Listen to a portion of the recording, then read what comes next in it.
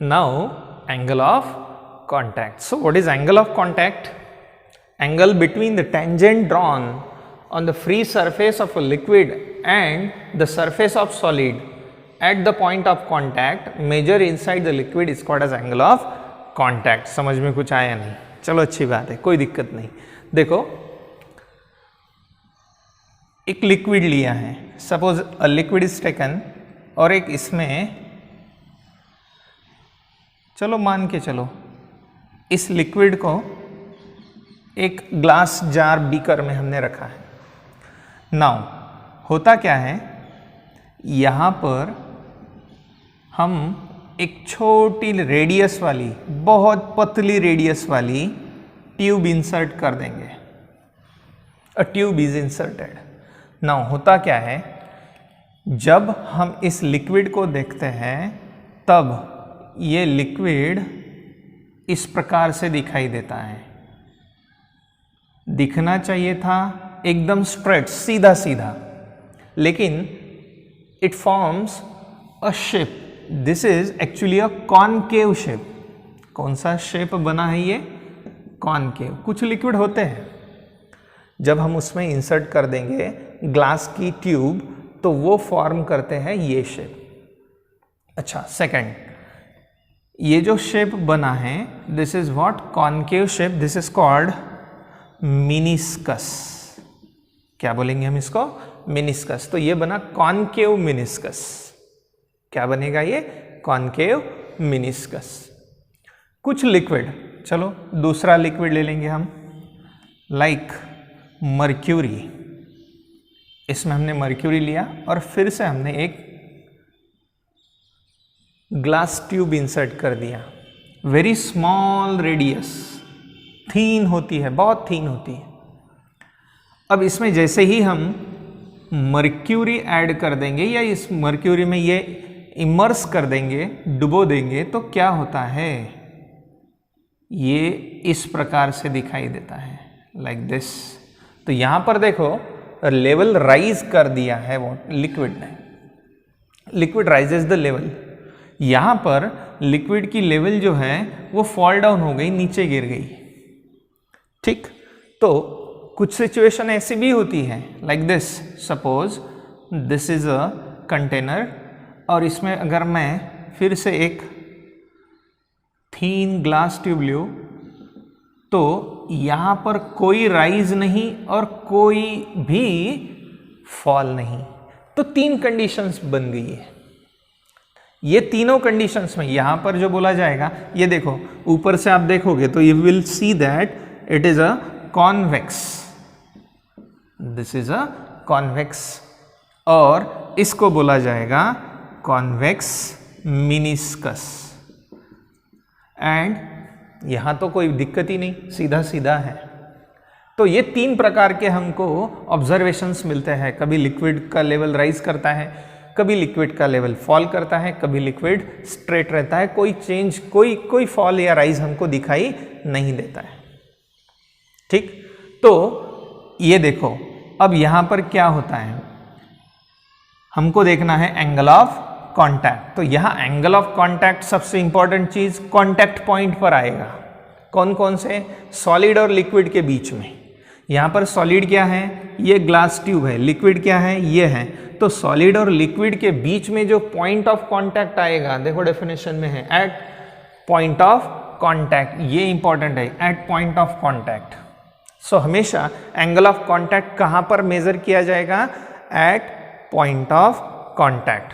Okay, अब इस tube को देखो, इस ट्यूब का एंगल ऑफ कांटेक्ट यहां पर आएगा क्योंकि पॉइंट ऑफ कांटेक्ट यहां पर है. तो इस पॉइंट पर दो टेंजेंट ड्रॉ करनी चाहिए. कितनी टेंजेंट? दो टेंजेंट. देखो एक टेंजेंट मैं ड्रॉ करता हूं, ये जो कॉनकेव शेप दिख रहा है उसको इस प्रकार से, this is a tangent, this is a tangent. हाँ, टेंजेंट हमेशा इनटू द लिक्विड में ही ड्रॉ करना चाहिए क्योंकि मेजर इनसाइड द लिक्विड है.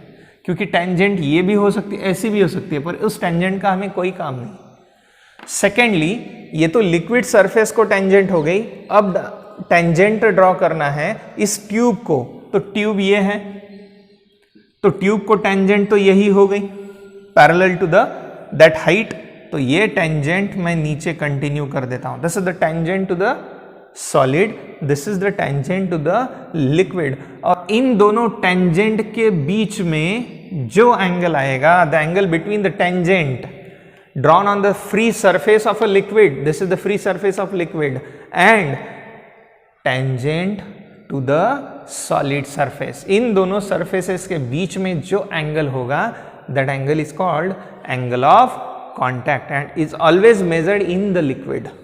ऊपर में नहीं मेजर करेंगे, it is measured in liquid. So this is called angle of contact. दूसरे केस में देखते हैं, like this is a second case.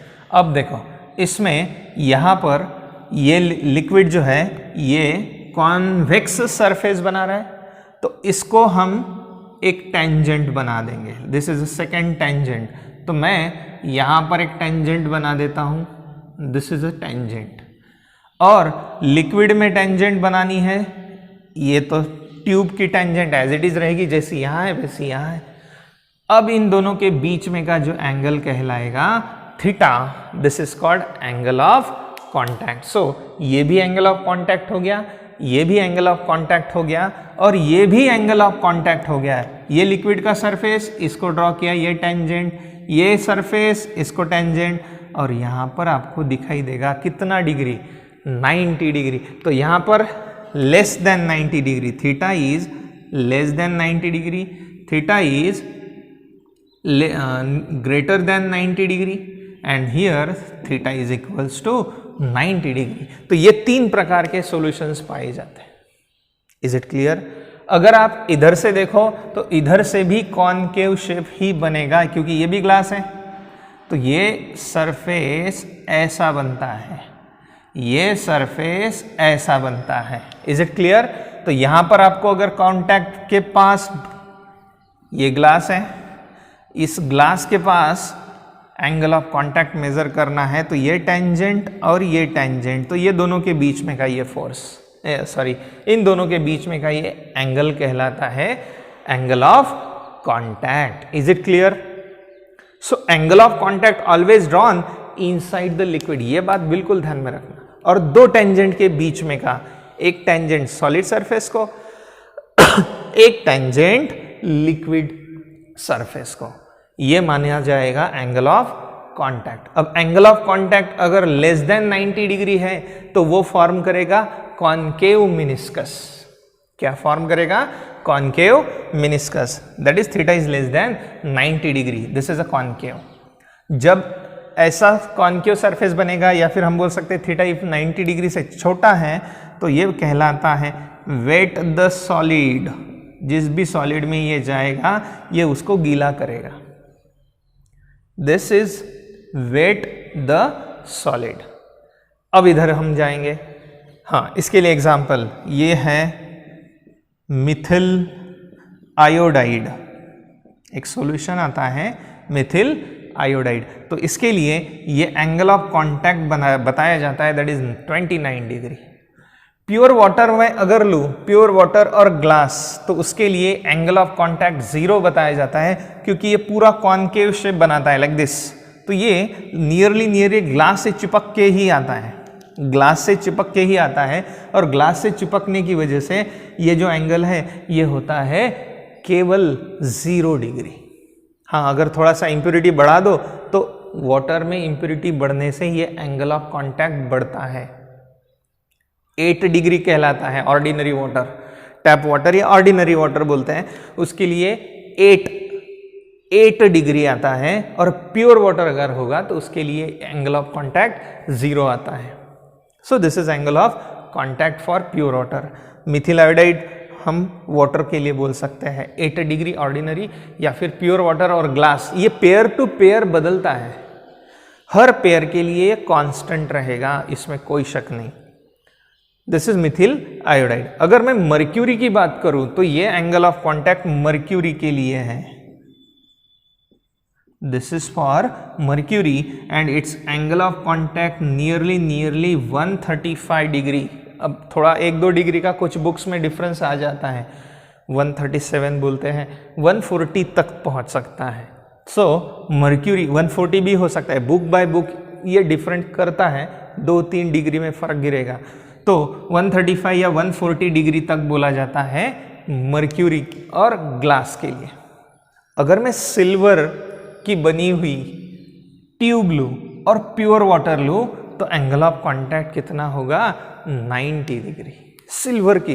Silver की बनी हुई ये ट्यूब है और ये वाटर है, क्लीन वाटर, तो इसके पेयर के लिए थीटा कहलाता है 90 डिग्री। तो हम ये कह सकते हैं angle of contact is lies in between water और क्लीन वाटर और ग्लास के लिए 0 है, तो it is lies in between 0 to 180, it is lies in between 0 to 180, तो इनके बीच में आता है। सो this is angle of contact. What is angle of contact?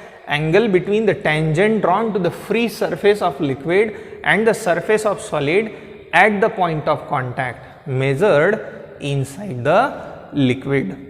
अब ये होता क्यों है? सबसे इंपॉर्टेंट चीज तो ये है क्यों होता है। तो क्यों होता है का आंसर हमने ऑलरेडी एक शुरुआत में देखा है, cohesive and adhesive forces. There are 2 types of forces, cohesive force and adhesive force. पता होगा सेम मॉलिक्यूल्स के बीच में जो फोर्स लगेगा that is called cohesive force, जो डिफरेंट मॉलिक्यूल्स के बीच में फोर्स लगेगा that is called adhesive force. Cohesive force किसी मॉलिक्यूल्स में कोहेसिव फोर्स ज़्यादा होता है, किसी मॉलिक्यूल्स में एडहेसिव फोर्स ज़्यादा होता है। फॉर एग्जाम्पल ये मेरे पास ग्लास का एक स्लैब है या ग्लास शीट है, इसके ऊपर अगर मैं वाटर ड्रॉपलेट रखूँ तो वाटर ड्रॉपलेट इस प्रकार से शेप बनाता है, थोड़ा सा फ्लैट हो जाता है। और अगर मैं मर्क्यूरी लूं तो मर्क्यूरी पूरा स्फेरिकल बनता है। Yes, it forms a complete spherical structure. ये कंप्लीट स्फेरिकल नहीं, ये हाँ आप बोल सकते हो फ्लैट है, इसके कंपैरिजन में तो स्फेरिकल है ही नहीं। तो ऐसा क्यों हुआ? तो ऐसा हुआ इसीलिए, देखो ये वाटर मॉलिक्यूल्स हैं, वाटर मॉलिक्यूल्स के बीच में जो फोर्स होता है और इधर ग्लास और वाटर मॉलिक्यूल के बीच में ग्लास एंड वाटर मॉलिक्यूल, तो ये पाया गया है ग्लास और वाटर मॉलिक्यूल के बीच में का फोर्स ज्यादा है। This is the adhesive force and adhesive force between glass and water molecule is greater as compare to cohesive force between the water molecule. तो ये फोर्स कहलाएगा this is greater than FWW। WWF मत करना, it is FWW। So it is glass और water का force ज्यादा है as compare to water molecule का। Cohesive force is weak, adhesive force is strong. अब उधर देखेंगे हम, ये मर्क्यूरी है और मर्क्यूरी को जब आपने ग्लास पर रखा है तो इसने कंप्लीट स्फेरिकल बनाया। इसका रीजन ये है कि इसके मर्क्यूरी के जो कोहेसिव फोर्सेस हैं मर्क्यूरी के, it is greater then force between mercury and glass. Mercury और ग्लास के बीच में का जो फोर्स है adhesive force, that is small या वीक, और force between the mercury is strong. तो होता क्या है, इनके बीच में का जो अटैचमेंट है ये चिपकना नहीं चाहते, ये खुद से ही रहना चाहते हैं मर्क्यूरी के मॉलिक्यूल्स। तो मर्क्यूरी के मॉलिक्यूल्स खुद से ही रहते हैं, इसीलिए ये कॉन्वेक्स, हमने जो देखा था उसमें कॉन्वेक्स मिनिस्कस बनाते हैं और ये ऑब्जेक्ट या किसी सरफेस को गीला नहीं करते, they do not wet the surfaces. लेकिन क्योंकि इनके बीच में का, आप अगर मर्क्यूरी देखा होगा लैब में, कभी देखा है तो मर्क्यूरी में अगर अभी आप हाथ डालोगे तो हाथ को आप गिल, दैट इज वेटनेस फील नहीं करोगे, आपका हाथ ऊपर निकालने के बाद वो ड्राई ही रहेगा। ऐसा क्यों हुआ?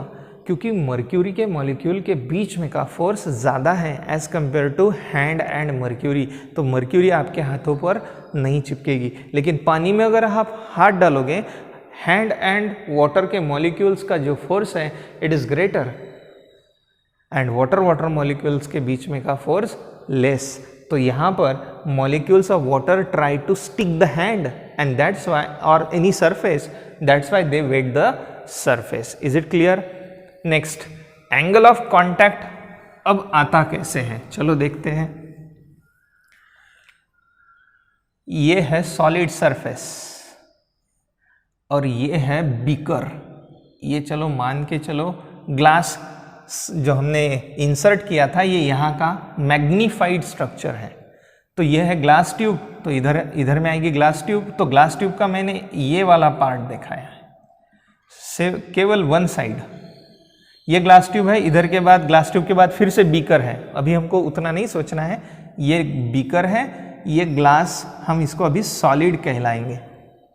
और जब इसमें लिक्विड इंसर्ट होगा तो लिक्विड इंसर्ट होने के बाद होता क्या है, देखो सपोज ये लिक्विड है, दिस इज अ लिक्विड। अब हमने अभी देखा है ये वाटर है, सपोज ये ग्लास है, तो वाटर मॉलिक्यूल्स के बीच में यहाँ सभी मॉलिक्यूल्स एक दूसरे के ऊपर फोर्स लगाएंगे जो सरफेस पर है। तो यहाँ के कुछ मॉलिक्यूल्स का अगर हम ऑब्जर्वेशन करें तो उनको एक फोर्स ये लगेगा और एक फोर्स ये लगेगा। ऐसे बहुत सारे फोर्सेस लगेंगे डाउनवर्ड डायरेक्शन में। ये सारे मैं फोर्सेस लगा रहा हूँ, बहुत सारे। हमने इसके पहले एग्जाम्पल देखा था, वाटर मॉलिक्यूल जो सरफेस पर होता है तो उसको ये मॉलिक्यूल खींचते हैं, ये मॉलिक्यूल खींचते हैं, ये सारे मॉलिक्यूल्स इसको खींचेंगे। ये वाला और ये वाला एक दूसरे को कैंसिल कर देंगे, लेकिन बाकी सारे तो खींचेंगे। इन सारे मॉलिक्यूल्स का रिजल्टेंट जो निकलेगा वो नीचे की डायरेक्शन में निकलता था, हमने सरफेस टेंशन में ये देखा था। तो यहाँ पर भी सारे मॉलिक्यूल्स यहाँ वाटर सरफेस वाले मॉलिक्यूल्स को खींचेंगे और उस खिंचाव की वजह से it feel a force in downward direction. ये अंदर की ओर एक फोर्स खिंचाव महसूस करेगा। चलो ठीक है। नाउ सेकेंडली, ये ग्लास जो सॉलिड का है, जो ग्लास है जो सॉलिड है, ये भी वाटर मॉलिक्यूल को अपनी तरफ खींचेगा। Yes definitely. तो ये जो खींचेगा तो खींचने की डायरेक्शन ऑफ फोर्स ये हो गई, और पानी के फोर्स की डायरेक्शन, वाटर मॉलिक्यूल के कोहेसिव फोर्स, चलो इसको लिखता हूं मैं फोर्स ऑफ कोहेजन, इसको लिखता हूं मैं फोर्स ऑफ एडेजन या कोहेसिव फोर्स। प्रॉपर्टी को बोलते हैं एडेजन एक्चुअली। ये हो गया कोहेसिव फोर्स, ये हो गया एडेसिव फोर्स। तो कोहेसिव और एडेसिव फोर्स लग गए। चलो ठीक है। अब होता क्या है, जब ये लिक्विड एडेसिव फोर्स के कारण खींचा जाएगा तो हमको पता है adhesive force is greater then cohesive force. तो ये वाला फोर्स ज्यादा है, ये वाला फोर्स कम है, तो इनका रिजल्टेंट किधर आएगा, इस तरफ। दोनों का रिजल्टेंट थोड़ा सा झुक जाएगा स्ट्रॉन्गर फोर्स की तरफ, और ये रिजल्टेंट आएगा सॉलिड में। तो सॉलिड में तो मॉलिक्यूल्स जा नहीं सकते, चलो ठीक है कोई बात नहीं। ये फोर्स को हमेशा यहाँ के मॉलिक्यूल्स, ये जो सरफेस है कांटेक्ट के, ये मॉलिक्यूल्स हमेशा, हमने देखा था सरफेस टेंशन में, ऊपर से टॉप व्यू बताया था मैंने, और ये है लाइन हमने जो ड्रॉ किया था। तो इस लाइन को ये जो फोर्स के खींचते हैं ये हमेशा परपेंडिकुलर खींचते हैं। Always try to contract perpendicularly at right angle.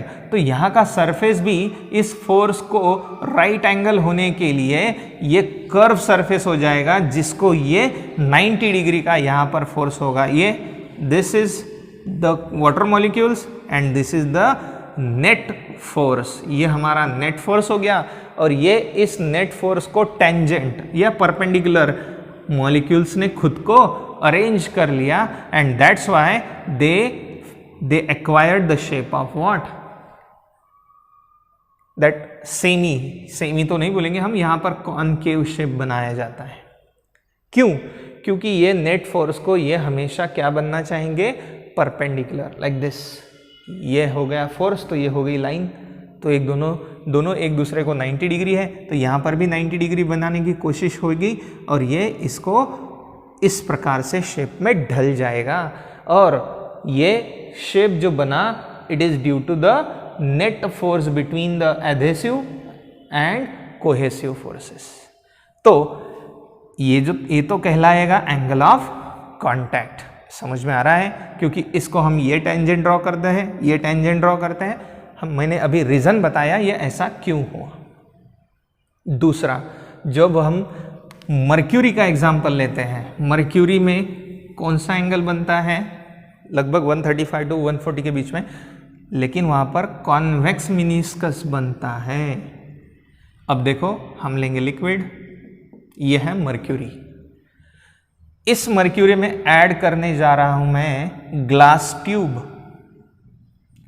एकदम थीन पतली सी।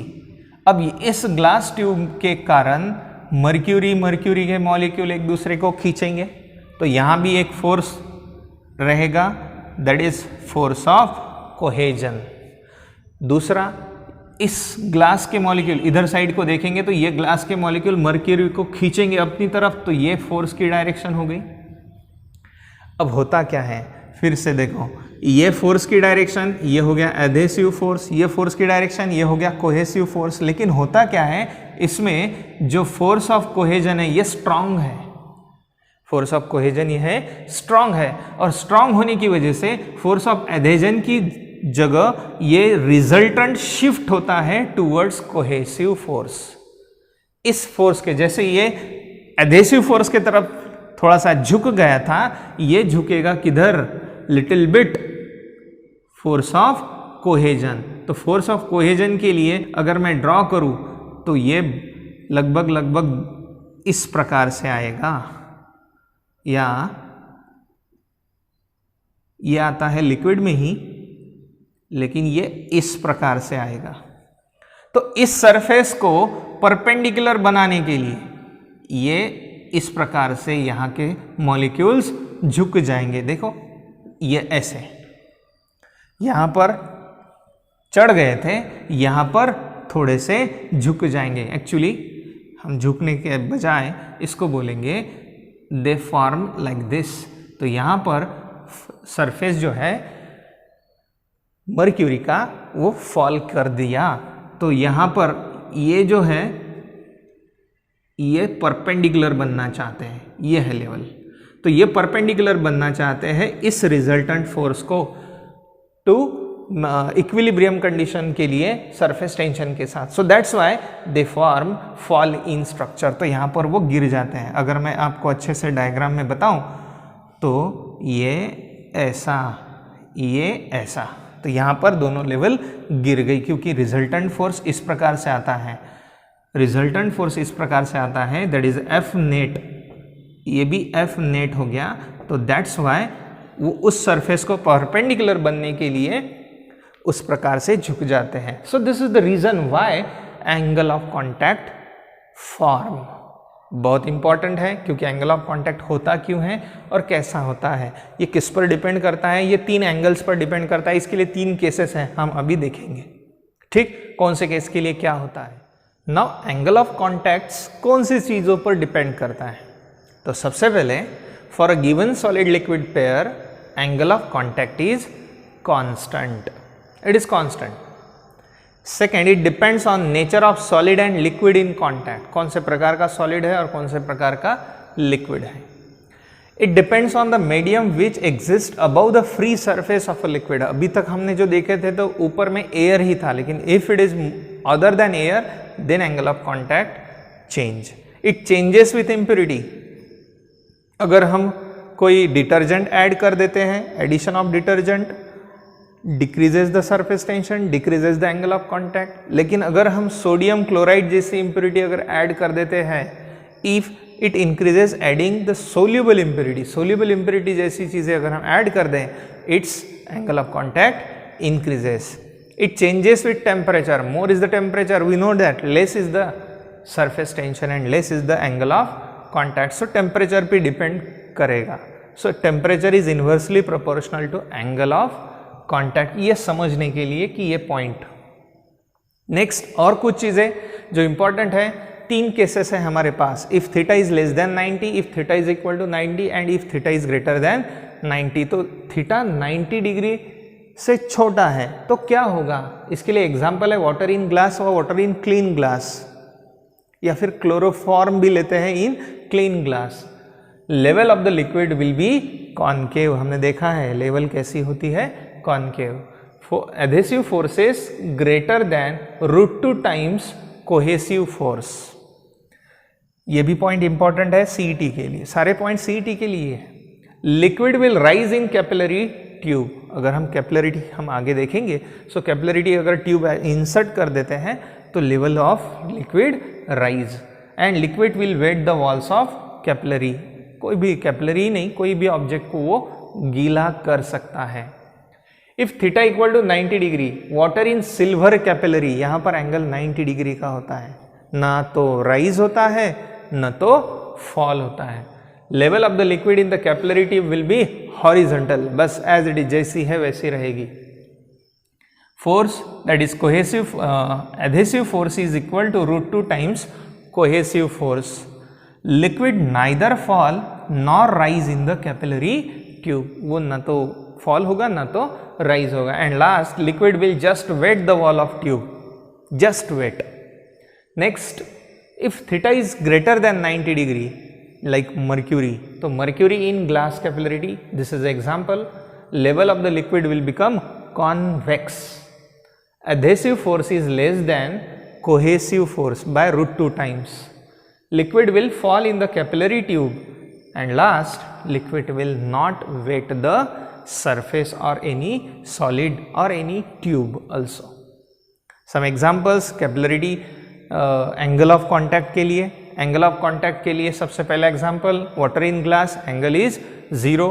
What ordinary water in glass, that is angle of contact 8 degree. या फिर हम ले सकते हैं chloroform in glass, angle of contact is 0. दूसरा, angle of contact between between water and that is silver tube, that is 90 degree. Next, angle of contact between the glass and mercury is 140. कितना लेंगे हम?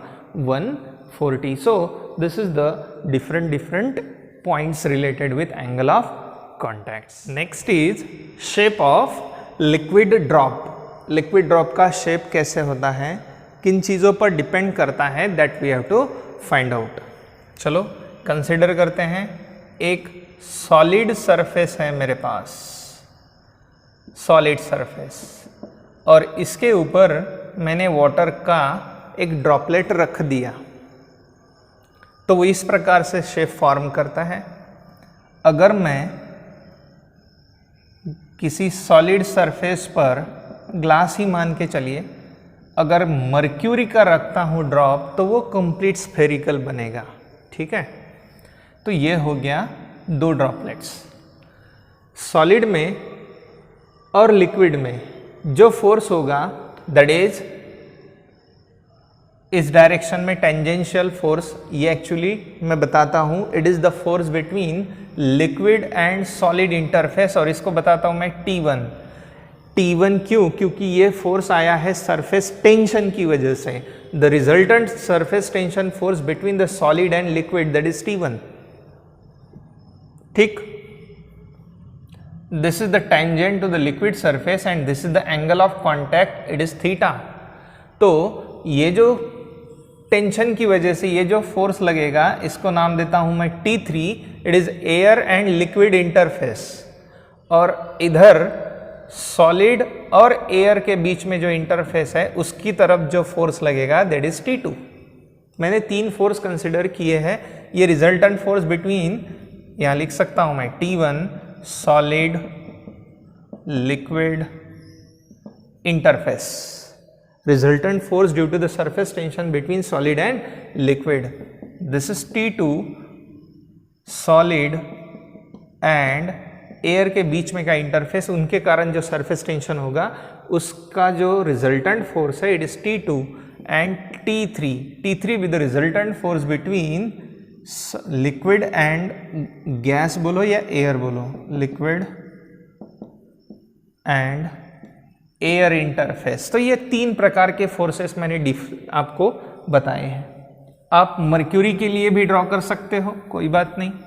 ये solid surface और इस solid surface के ऊपर एक मर्क्यूरी का ड्रॉप, तो ये भी बन गया T1, ये बन गया T2 और ये है टेंजेंट T3, क्योंकि हमको पता है मर्क्यूरी के लिए एंगल ग्रेटर देन 90 डिग्री होता है। सो this is T3 and this is angle of contact.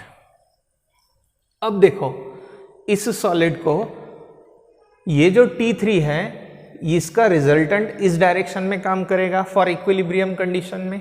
हमको पता है, हमने वर्क पावर एनर्जी में ये बार बार एग्जांपल देना पड़ता है। ये फोर्स, ये डिस्प्लेसमेंट की डायरेक्शन, ये एंगल थीटा, तो हम फोर्स का कौन सा कंपोनेंट निकाल रहे थे, इस डायरेक्शन में कौन सा फोर्स लगेगा, दैट इज कॉस थीटा, तो ये लगेगा एफ कॉस थीटा।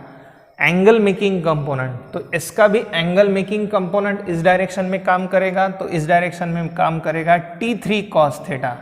समझ में आ रहा है, T3 कॉस थीटा। अब इधर दो फोर्सेस लग रहे हैं, इधर एक फोर्स लग रहा है, so we have to make equilibrium. हमें क्या करना पड़ेगा, इक्विलिब्रियम कंडीशन में इधर के दो फोर्सेस और इधर का एक फोर्स, तो बनेगा T2 equals to T1 plus T3 cos theta. अब मैं निकालना चाहता हूं T cos थीटा, तो ये T1 को इधर भेज देता हूं, तो ये बनेगा T3 cos theta equals to T2 minus T1। चलो cos theta equals to T2 minus T1 upon T3। Most important, what is theta? Theta be the angle of contact. अब इनके हमको कुछ कंडीशंस देखनी है। For example, if T2 is greater than T1, अगर T2 बड़ा है किससे, T1 से, if T2 is greater than T1, तो आने वाले आंसर पॉजिटिव आएगा, बिल्कुल पॉजिटिव आएगा। तो पॉजिटिव आने की वजह से, पॉजिटिव आने की वजह से थीटा विल बिकम पॉजिटिव, और पॉजिटिव जब थीटा बनता है it will be acute less than 90 degree, and बाकी सारी चीज़ें फिर लेस देन 90 डिग्री के लिए जो हमने इसके पहले लिखी थी कि वो कॉनकेव सरफेस बनाएगा, then it will wet the solid surface वगैरह वगैरह, तो वो सारे पॉइंट्स यहाँ पर अप्लाई हो जाएंगे। Second, if T2 is less than T1, then ये T2 छोटा है, तो छोटे में से बड़ा माइनस करोगे तो आंसर निगेटिव आएगा, so theta will become negative, और जब थीटा निगेटिव बनेगा तब थीटा की वैल्यू होती है ऑब्ट्यूस। पता है ऑब्ट्यूस, ठीक। So greater than 90 degree, so this is T2 is less than T1। तो इस सिचुएशन में वो कॉन्वेक्स शेप बनाएगा, ये वाली सिचुएशन, और ये वेट नहीं करेगा, तो ये स्पेसिफिकली मर्क्यूरी के लिए ही होता है। थर्ड, तो एक ही इक्वेशन से यही इक्वेशन इसके लिए भी तैयार होगा, कोई दिक्कत नहीं। T2 is equals to T1, T2 is equals to T1, ये सिचुएशन में T2 is equals to T1 means T2 minus T2 that is 0, 0 upon anything is 0, cos theta equal to 0, so theta is equals to 0। जब theta equals to 0 होगा तब हमारे पास angle आएगा, angle of contact is 0, तो उस level में, उस ड्रॉपलेट में फ्लैट हो जाएगा, droplet will flat on the surface of solid, इसके जैसा एकदम से। And fourth condition, if